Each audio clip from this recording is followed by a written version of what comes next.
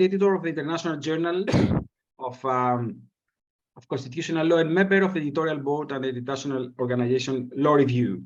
And prior to join academia, and that is quite important, that what we're going to listen today, she has quite an experience, has been working with the UN-related bodies, International Fund for Agricultural Development, or IFAD, as probably some of you know, in Rome, and as an external of the Office of Legal Affairs of the United Nations in New York. So quite many hats, quite large experience. I think now it's time to listen from you, Elisabetta. Thank you very much, Stefano. Thanks, Riccardo, for inviting me. So I will present for about, if you're okay with that, for about 35 minutes, 35 minutes. So procurement, power of the purse, procurement by international organizations. So let me scroll down just a second here. So the premise. So first of all, why procurement by international organizations? So why at some point, I'm talking of about 16 years ago, I started studying procurement by international organization for sort of 5 reasons. First of all, procurement by international organization, although it seems a very esoteric subject, it is, and sort of a behind the scenes subject, is instrumental for international organization missions. So if you have to develop, to procure, to deliver humanitarian aid, if you have to keep peace and security through peacekeeping operations, if you want to deliver mail, basically, you have international organizations need to go on the market and procure goods, services, and works. So it's a sort of a core function of international organizations, and we will see the numbers in a minute. That's a sort of the first thing that led me to study this topic. But together with this, I also observed an increasing volume of procurement. So in the last, let's say, 20-25 years, there has been, and again, we will see in a minute, there has been an increase in the volume of procurement of all the organizations. And this increase is significant. Together with this, so together with the increase of the volume of procurement by international organizations, there is an emerging legal phenomenon, because the procedures through which international organizations carry out procurement have been sort of enshrined and regulated, governed more and more by rules, by hard and soft rules. So there was an emerging legal phenomenon. There is an emerging legal phenomenon. At that time, it was emerging. Now it's sort of consolidating. So there were procurement manuals, there were rules and regulations, there were, of course, standard terms of contract. So there was a legal phenomenon that needed to be studied, that needed to be investigated. And the first point, which is linked to that, was that despite this reality of procurement, and despite this legal sort of architecture that international organizations were building, there was a complete lack of studies on this topic. So I was surprised when I first approached this topic 16 years ago, that there was nobody who studied procurement by international organization, either from a legal or an economic point of view. And also later, I also understand why, because it's very difficult, because there is a big difference between the rules and the practices. You need to be in the international organization to understand how it works. And at the same time, procurement officers do not write articles and books. So there was a complete lack of studies. And fourth, at that time, I was very much interested in the relationship between international organization and international public authorities and private subject. And procurement by international organization was a sort of laboratory in which to test the theory regarding the relationship between international public authorities and private subjects. So this is why I approached procurement by international organization. Here you see what I meant by increase of volume of procurement by international organization. I took the 4 major organizations, which are, of course, organizations from the UN family. So UN, procurement division of the UN, UNDP, UNICEF, WFP, and you see that from 2000 until 2014, but this trend also is similar in the last 7 years. The volume of procurement was increased almost 6 to 7 times in all these organizations. And if we look at the data, we see that there is a fairly equal portion of procurement, that is procurement of goods and procurement of services, that the supplier country, the top supplier country is United States of America, then Denmark, then China, then India, United Arab Emirates, France, Switzerland, Belgium. So supplier country, meaning that the money of the international organization go to the companies that are based in the United States, in Denmark, in China, in India, etc. So of course, procurement by international organizations, it's also a way to create a market, right? So here in 2020, we see that a big chunk of the funding for procurement, so 39.6%, went to developing countries, but also a big chunk of it, 38.5%, went to already developed countries, and in particular companies from already developed countries. Actually, this is a recent trend, because the trend in the past years was different, and there was a majority of awards of procurement awarded to companies that were established in developed countries. And here you see, just to give you an idea of what international organizations procure, 24.5% is about health. Of course, this percentage it's specifically related to 2020, and it's related to also the pandemic. Then there is a 13.5% that is procurement in the construction, engineering, and science sector. And then there is an 11% of procurement of food and farming. So these are pretty much, and then there is transportation and storage, and then of course there is the administration and operations of the international organizations. This should give you sort of a picture, a broad picture. Now, what kind of procurement do international organizations carry out?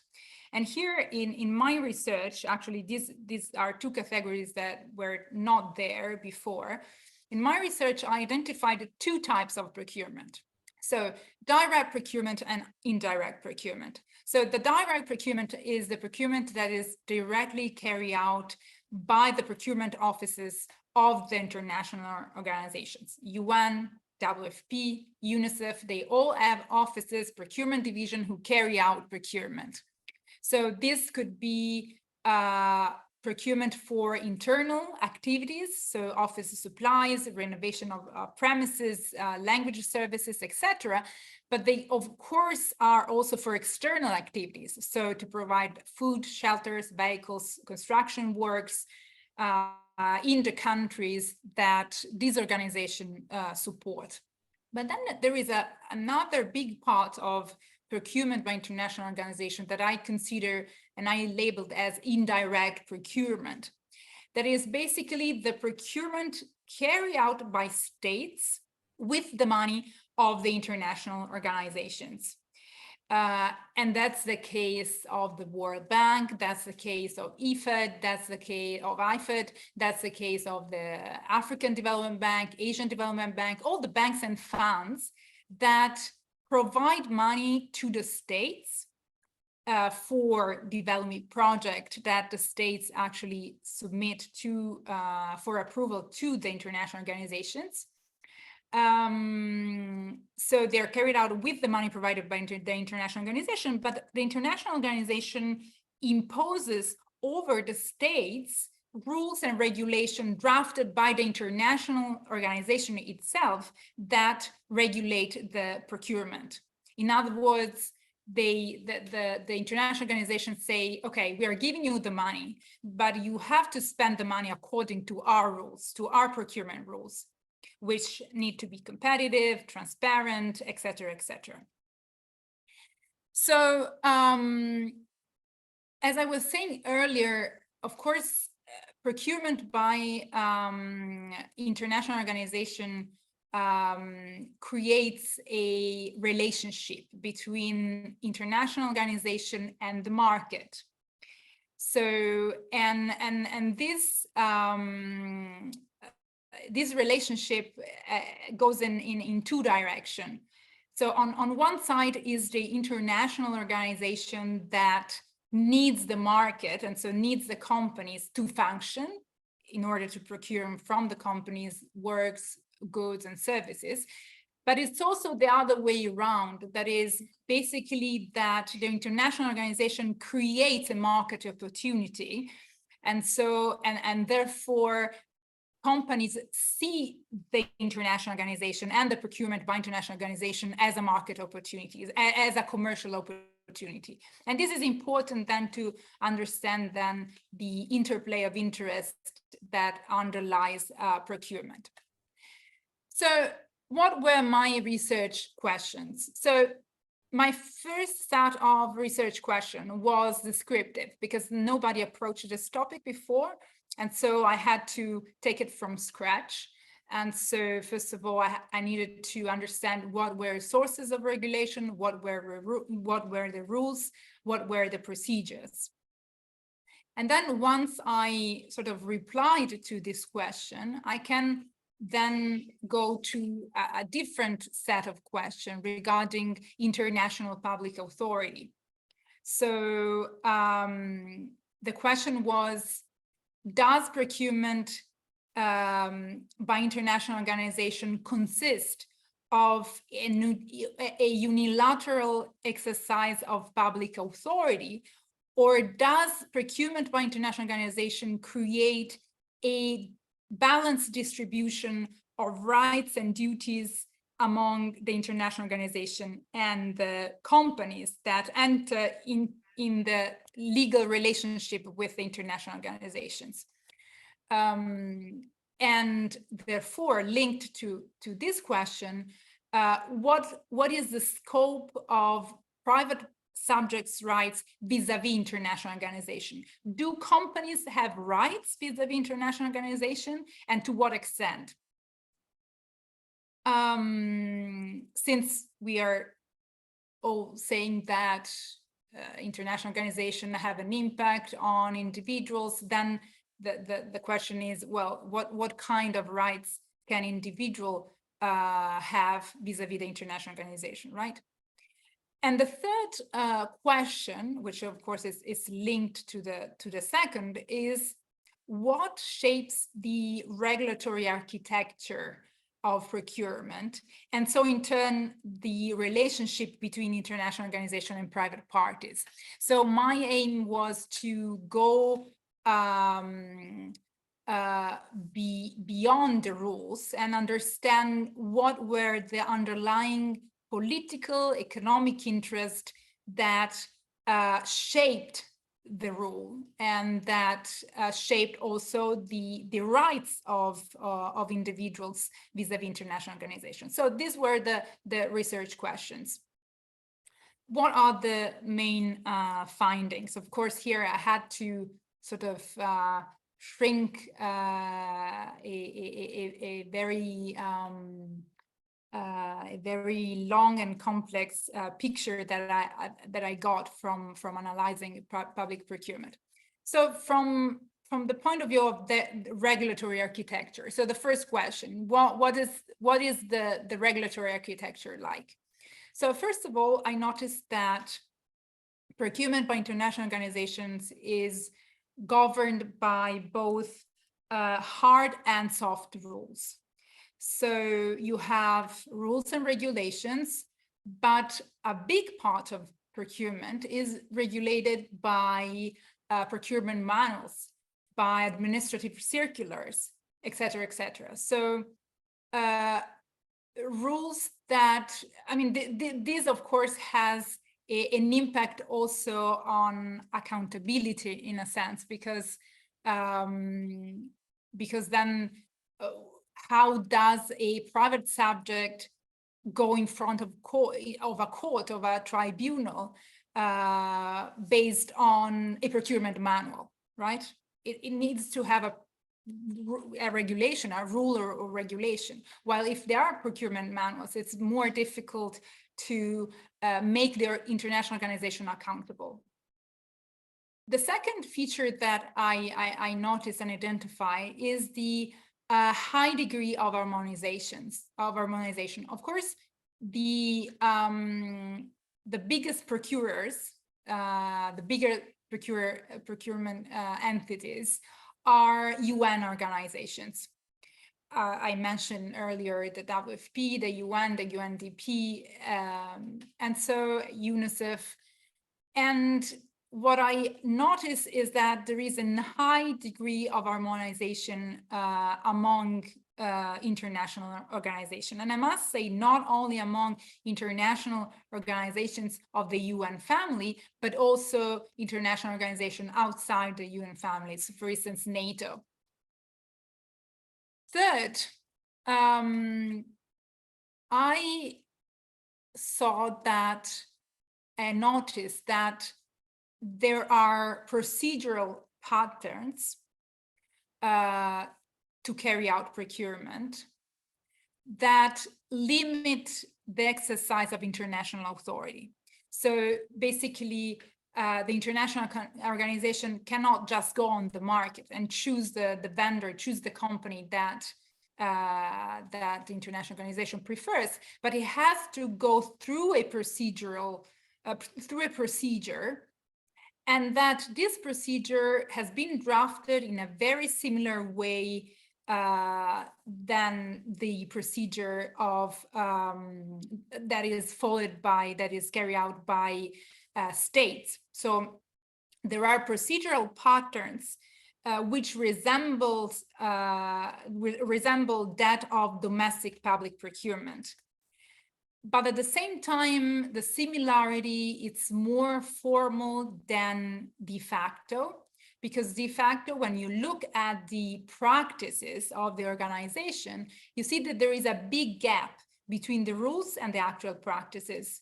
And you see that the principle of transparency, as we will see in a second, with the principle of accountability, of transparency, of reason giving, yeah, it's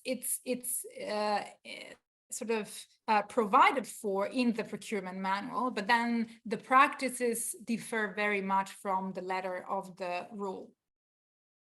So we see that especially with the regard to competition. So competition is the guiding principle of procurement by states. Within, for instance, the European Union, within the GPA, WTO GPA, so the Government Procurement Agreement, competition is the sort of king principle of public procurement. Why? Because, of course, you need competition to create to eliminate obstacles to the market and to create a single market. So competition is the guiding principle of procurement by states. So my then question was, is it the same thing for international organizations? And I discovered that it was not the same thing. So I developed some indicators of competition in direct and indirect procurement. And these indicators of competition pertains to the procurement methods, to nationality, to waivers, to the timeframes, to the practice of splitting contracts in order to bypass the rules, and the practice of extending previous contracts, so avoiding the competitive procedure. And I saw that I will not go in depth of every and each of these indicators, but to give you just an idea, for instance, if you look at the procurement methods, you see that the basic procurement method in direct procurement is restricted procedure, and then you have negotiated procedure, and then you have sole source. What does it mean to have a restricted procedure? It means that the international organization publishes a call for tender, a call for expression of interest, and then companies can express their interest, but then it's the international organization who decide to which companies to send the invitation to bid and to invitation to make an offer. So the competition is already restricted at the outset of the procedure. While, for instance, at the state level, state procurement has a basic procedure, open procedures, that is basically procedures that start with a call for tenders, and any company can submit an offer. So it's not the organization, it's not the public administration who chooses at that moment who select. So it's already a big difference. If we look at indirect procurement, on the contrary, we saw that the basic procedure is open procedure. So the international organization, when they impose rules on the states who are getting the money from them, they impose to the states to have open procedures as basic procedures.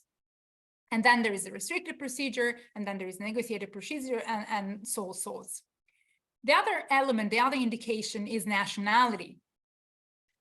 And of course, for instance, in procurement within the European Union, nationality shouldn't be a criterion for preference of the companies. On the contrary, it's from that point of view, it has to be neutral. On the other hand, in international organizations, equitable geographical distribution, international policy considerations, the donor funding criterion, the geographical return criterion, it's something that it's allowed.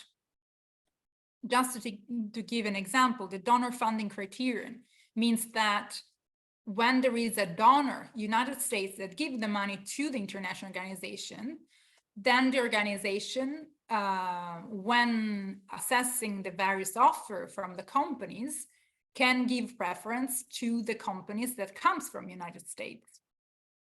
Of course, this creates a problem with developing countries who are funding to a less extent the international organization, and so they can have less. Their companies can also have less opportunities to bid and to make the offers.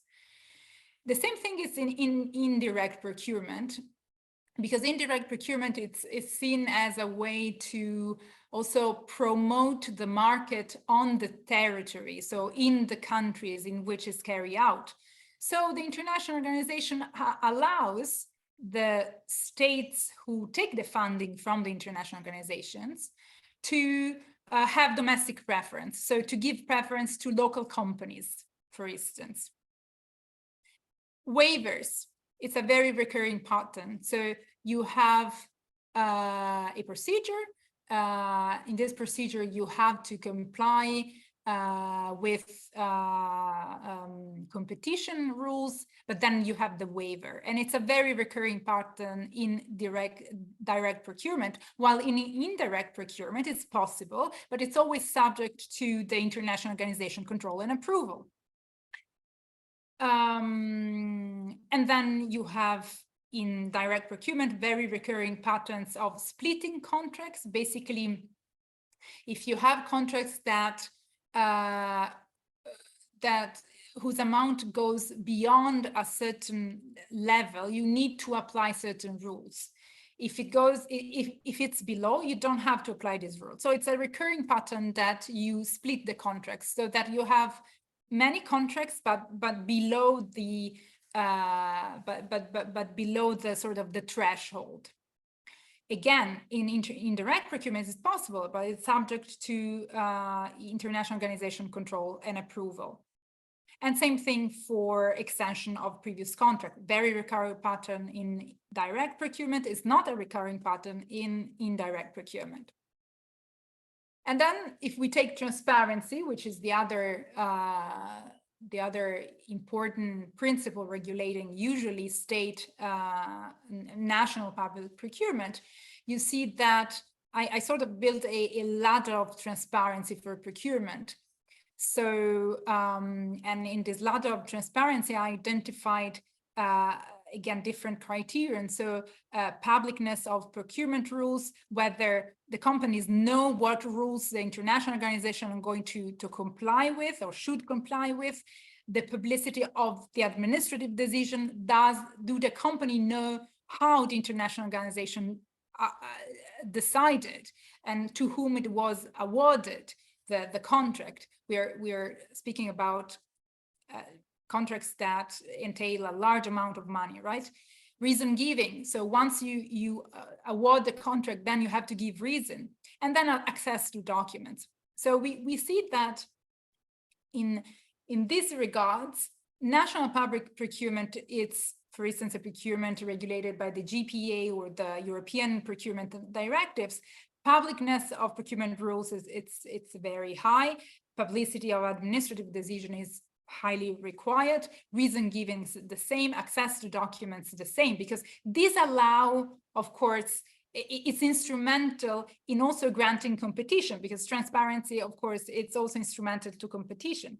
Now, if we go to direct procurement by international organization, we see that publicness of procurement rules, yes and no. Now it's getting better. Publicity of administrative decision, some organizations do publicize the decision, some others no. Reason giving, it's very low. So this is high, medium, low. It's very low. It's not common that international organizations give reason to vendors for their decision. And access to documents is absent. You don't have the right to access documents, even if the right to access administrative documents is a basic right in states, for instance, right?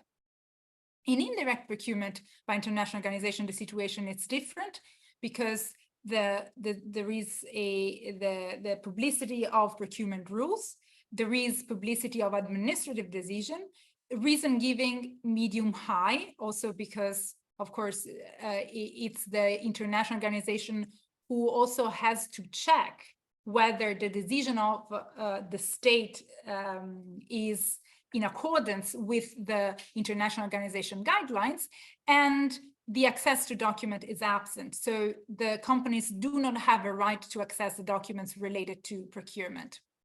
And then we come to accountability, and here we have controls on one side, but I saw that I found that there are many shortcomings, especially in direct procurement and in intra-institutional controls, which led me to think that there is a margin of tolerance by states of the lack of transparency of procurement carried out by international organizations controls are much more effective in indirect procurement.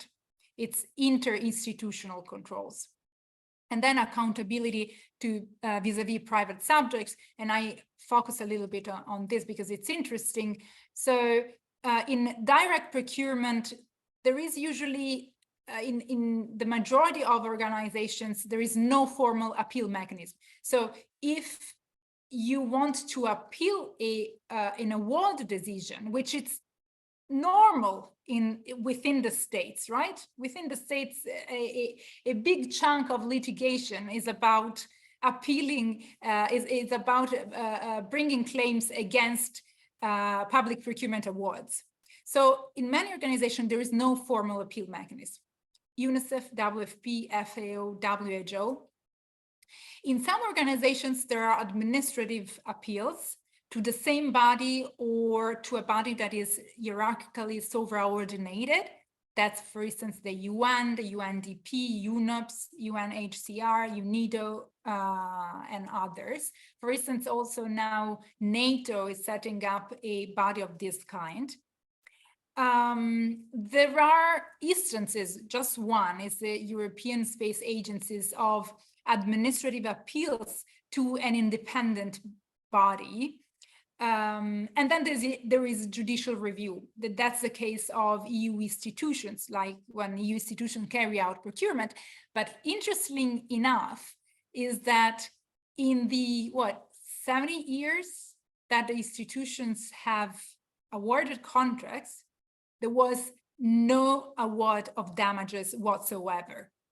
So companies, yeah, they go to courts, they go to the Court of Justice of the European Union, but they never get the money. There's no award of damages, even if it is recognized that on the part of the EU institutions, there was a violation of some kind of procurement rules.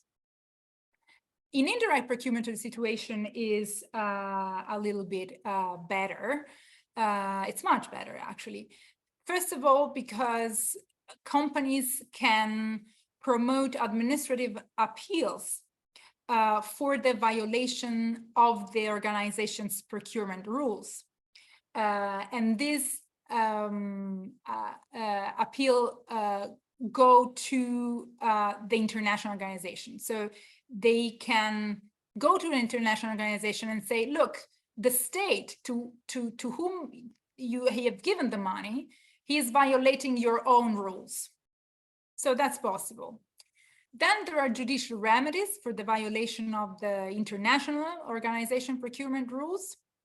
For instance, procurement rules that are incorporated in the loan agreement. So it's a loan agreement, so you can bring it, of course, to courts. It's possible to have complaints against the international organization for lack of supervision. This was the case, for instance, for EU institutions. And then, of course, there is administrative appeals and judicial remedies for the violation of domestic procurement rules, because there are some cases in which the organizations allow the state to adopt domestic procurement rules if they are compatible with the organization procurement rules. So in this case, you can go to, of course, to the local court, to the local tribunal. So if we have to make an assessment of the principle, the basic procurement principle in direct procurement, we see a sort of a Copernican involution. So you have limited forms of competitions, scanty advertising content, minimal reason-giving requirements, appeals of a primary administrative nature. So what is clear is that it's not competition, it's not transparency, is not accountability that is the sort of the guiding principle, but it's the contrary. It's the cost effectiveness and economy of resources and return, sort of economic return of resources to the companies that belong to the countries that have financed the organization. That is the guiding principle. and competition, transparency, accountability are pursued in as much as they grant this return to this return of money and the economy of resources, etc.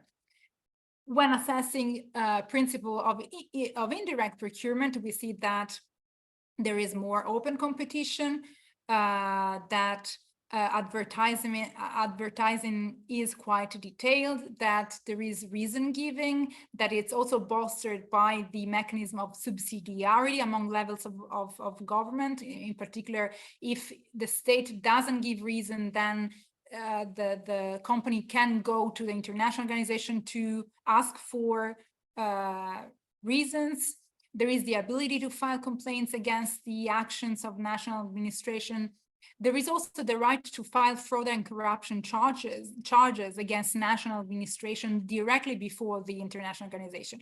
So there is a partially reverse order of priority compared to national public procurement. I will skip let's just, of course, the other part of the procurement story is the contract, right? So we have the selection of vendors, which is regulated by these rules, and then we have the contractual terms and conditions. And here we see we get another big surprise, because first of all, contractual terms and conditions are unilaterally drafted and included in the contract, especially when there are weak economic counterparts, like local companies in developing countries. Alternatively, but that's really an exception, you may negotiate the contractual terms and conditions, but it is only possible when there is a strong economic counterpart. For instance, in my experience, we had, as IFAD, we had to contract when there was a big tech company on the other side who had its own terms and conditions and who wanted to impose over the international organization its contractual terms and conditions. So at that point, there were sort of two giants competing, and we had to go through negotiation. But that's the exception. Otherwise, it's the international organization who decide the content of the contract. In addition to that, there is a whole set of what is called clause exorbitant in French. So those clauses that do not distribute rights and duties within the contract in an equal manner. So for instance, the international organization can terminate the contract without prior notification without giving prior notification to the company. And then there are sort of two big features of contracts of international organization, that is immunity from execution and immunity from jurisdiction. So this company enter into a contract with the international organization without having the certainty, for instance, that they can bring a violation of the contract in front of a court. There are provisions that provide for arbitration, but there is immunity from execution and immunity from jurisdictions.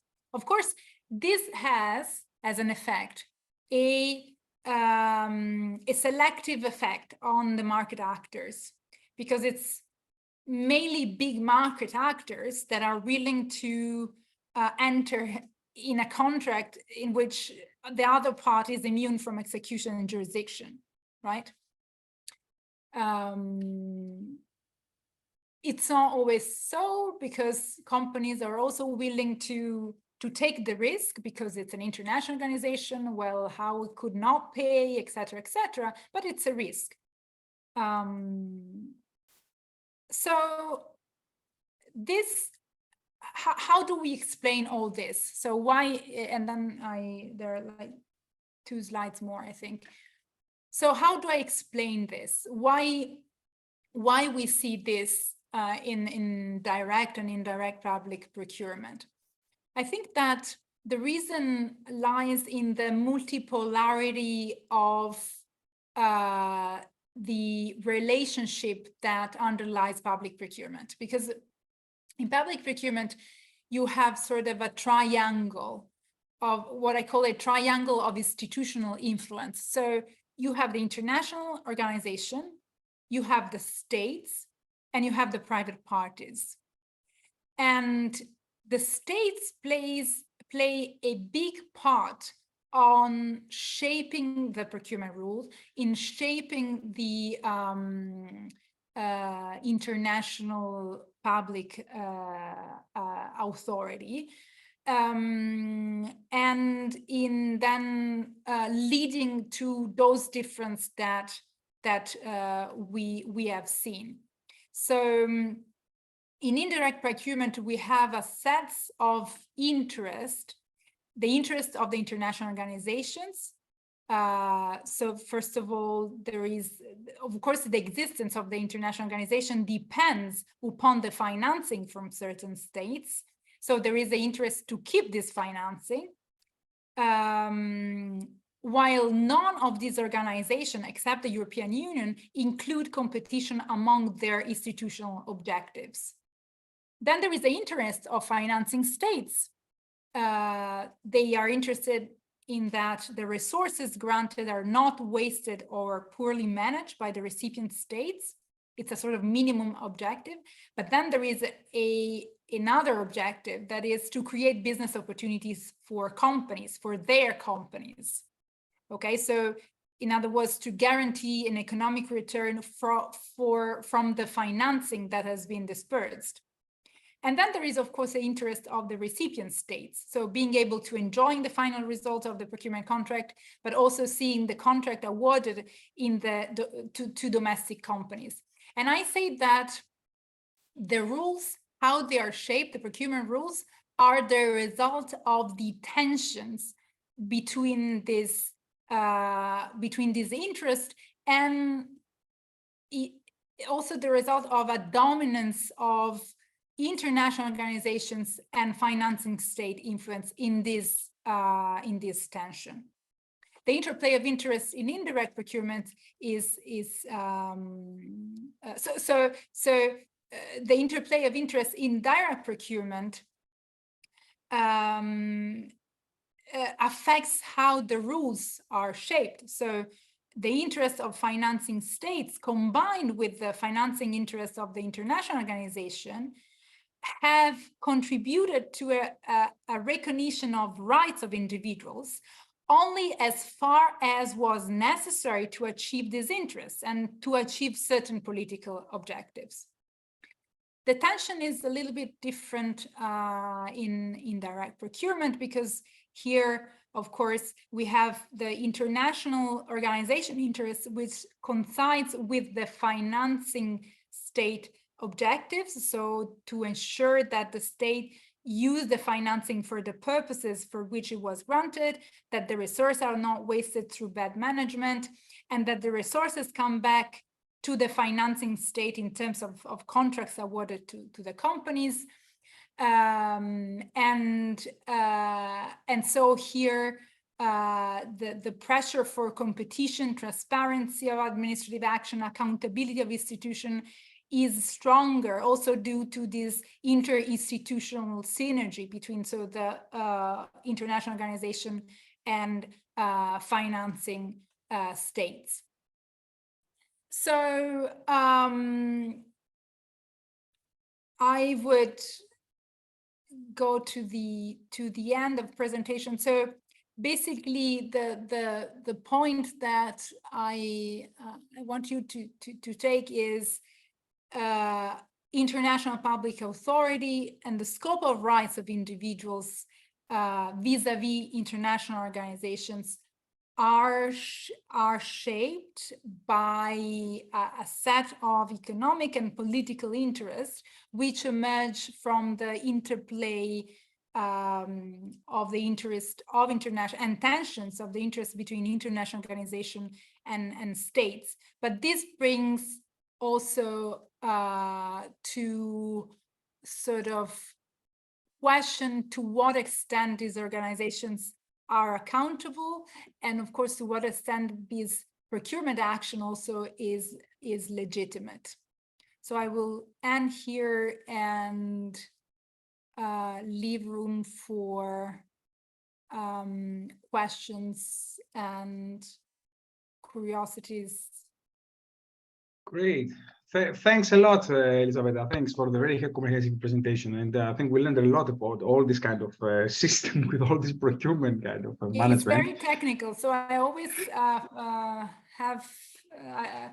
I struggle to make it understandable. That's the thing. I think we got a good grasp of it. I see already some hands raised. Thanks also for this. I'll first, because it was like thanks to Ricardo that we have you. So if Ricardo, I give you priority. If you have some questions first, please go through. No, I think it's fair to let like the order raise their questions. I see there's 2 questions from Ascar and from Artan. Okay, so we can go with Mr. Ascar Bekov. Yeah, thank you. Thank you. Dr. Morlino, thank you for the presentation. And I have 3 questions, so I can speak them all at once or go one by one. Let's go one by one, if you allow. So my first question it would be, do international organizations provide some kind of IT platform? Well, the question is related to the responsibility in contractor selection. So there is a question always, why and how did you choose this and that contractor? So it means if there would be a platform where anyone can access and see what files were exchanged between the contractors, the prospective contractors, any other parties, and all the files are there, so there would be much less questions with regard to transparency of the contractor selection process.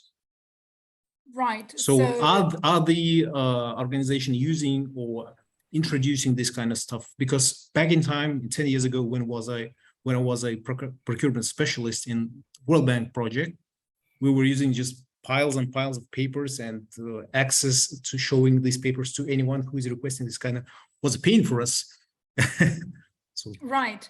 Yeah. So you mean whether there is a database in which you can access database and a platform where we can make this contractor selection process? There is a database that was launched by the UN, actually. It's called Global Compact. And of course, there is also a roster of vendors that are within, for instance, the UN system. And of course, there is also a system of blacklisting of vendors that have been, for instance, not compliant with the contracts, etc., etc.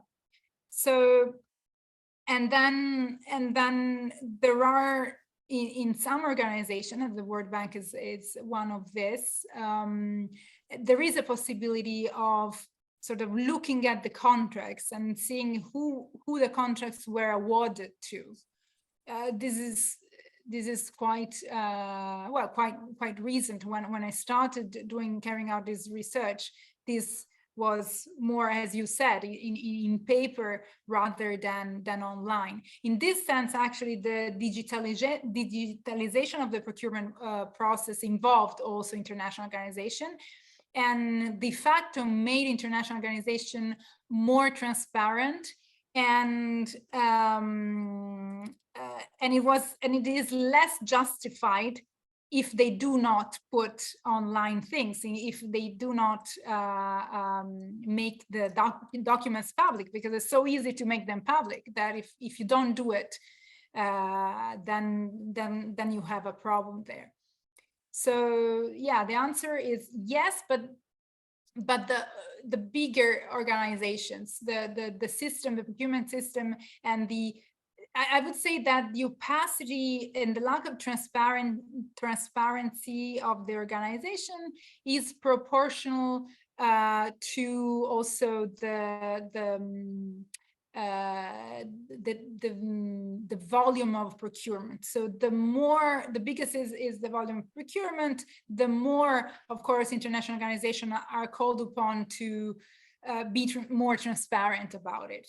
But again, the World Bank was and it is more transparent than any other organization, because it does indirect procurement, and was a pioneer in also drafting procurement guidelines and setting accountability mechanisms, interinstitutional accountability mechanisms.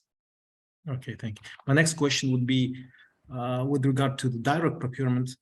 Well, when let's say, WHO is buying something, procuring something to a country,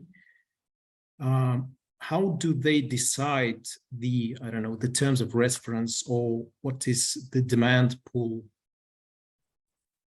What is required to buy? And then the second part of it, well, they have acquired it, they put it in place. What about the control functions? Do they provide it to the state, or the IOs control by themselves how what they have procured is used properly and used, in time, distributed okay, so first equally? of all, in the international organization, you have first a requisitioner, and then the procuring entities, which is a procurement division. So the request for procurement comes from any unit in the organizations. So it can come from the headquarters, unit within the headquarters. It could come from the field. Usually they have their own system of procurement on the field. But so it's a unit of the organization that says, look, I need this. And I need this within this time frame. Sometimes the request is, I need this from this specific company. And then it becomes then difficult to convince them that there should be competition, then that there is a call for tenders, and that anyone can bid, etc., etc. But sometimes it's because they are used to that vendor. Sometimes there is a problem of compatibility of maybe a product that they already acquired and they have to update, for instance, a software. And in that case, of course, then the request from the requisitioner makes sense, because they need exactly that kind of thing. So the process, it comes from the requisitioner. As to the sort of implementation, so once the good, services, or work is procured, is then given to the unit that requested for it, and that's it. But there are internal controls, especially from accounting divisions. So they make some kind of checks on the spend of money, whether the spend of money for procurement, for procuring a certain good was proportional to the market value of that good. For instance, there was a scandal some time ago in one of the organizations, because actually the president required for a good to be provided, and this good was procured, and the value of this good was much higher than the market value. So in that case, there was a misalignment between the market value of that good and the value that the organization paid for procuring that good. And so there was an investigation on that. There was an internal investigation on that. So to answer to your question, yeah, there are internal controllers, or accounting units that perform some control, but there is some tolerance in that, and there are shortcomings in internal controls, I would say. And the last question. Last question is about Mr. Askar, sorry. Yeah. Because we are a bit short in time. We would Excuse be me, very glad yeah. just to have like bilaterally Excuse with Professor Morlino, because sorry for that, because we have to cut it out through for a while. But just to give the floor to our turn, Karini, yeah, for one question, yeah, because sorry for that. Yeah, No thank problem. you. Hello, Elisabetta, Artan Karini here, faculty member at JSPP. My question is about this regulatory infrastructure that you are talking about, which you clearly explained as containing both internal controls and the role of tribunals and all kinds of relationships between international organizations and branch offices. Have you found any evidence of the role of international oversight bodies in the process of procurement? And does your case study, so to speak, or your study overall, focus on UNDP, or have you observed any patterns, geographical patterns, of how this translates across different parts of the world, right? Or is it just about UNDP as a single case study? Okay, so as for your first question, oversight bodies play an important role. And they play an important role in two ways. First, they have often a report function. So they conduct sort of annual controls over the procurement activities, and they report on that.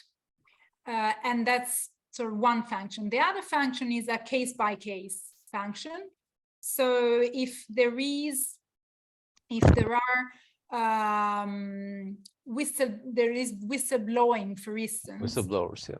Yeah, whistleblowers that point to the oversight bodies some kind of corruption, some cases of corruption, for instance, they will investigate on that. And I found that the oversight organs and bodies are quite efficient in doing that, both in reporting and in investigated single cases. Okay. On your other questions, so I started from considering 80 organizations. 80 organizations. And I sort of did a screening of 80 organizations, looking at the size of the organizations, the size of their the size of the volume of procurement, and whether they had rules regulating procurement. And then from this, I selected 38. So the sort of empirical reference, the scope of my research took into account 38 organizations. The biggest organization, those who procure the biggest volume of procurement, are from the UN family.